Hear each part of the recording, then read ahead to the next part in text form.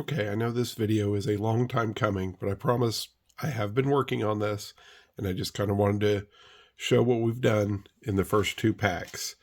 So first up, we have the rear wall of the cockpit area, and so far all you really had to do with that was this sticker. You just peel it off and you line it up and you put it on, and then on the back you can see the areas where the light will shine through once we have the LED panel installed behind it. And if I hold it up here to the light, you can kind of see it. It'll look better once it's actually installed in the cockpit tube, promise. And then we have a couple pieces of framework here that we put together. And then if you turn it over, you can see how the connectors go together to hold that on. And then this is the piece of the hull that will go on there. Sorry, it's kind of hard to do this one-handed. But you just, that will, maybe it goes down this way. Like, I think I have it backwards. I'm not real smart, in case you haven't figured that out. Yeah, it'll line up like that. And that's how it'll go on. So there's that.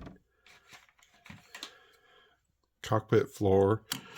We didn't really do anything with that yet. I am still going to do some painting on there, though. You can see I got my new spray booth set up. I got an airbrush, so I'm going to learn how to do that and be doing some of that to this. That'll be cool.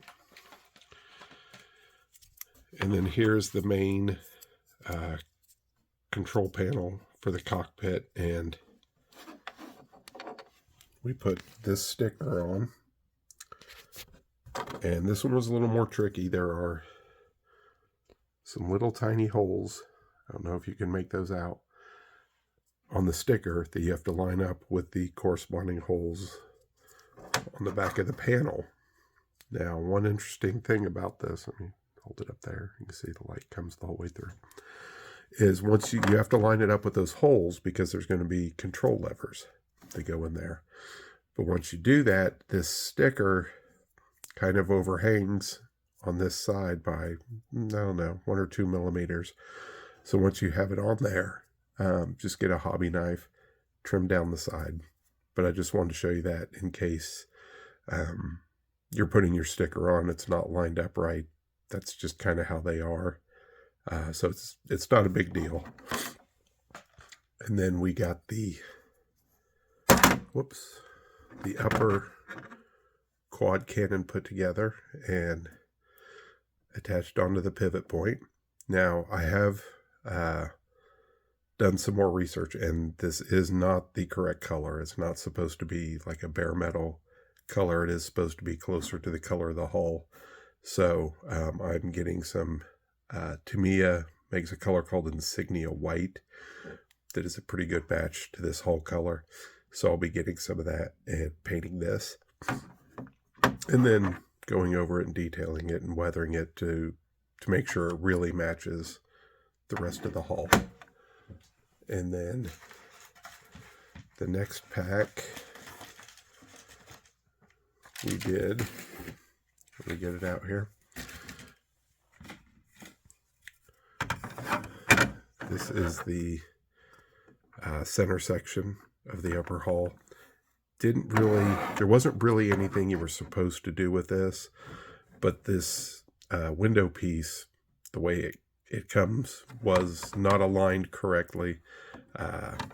These crossbars here were going straight up the middle, and if you look at the original, look at the ships in the original movies, or look at the ship, it wasn't like that. They were actually more lined up with these 2 points here.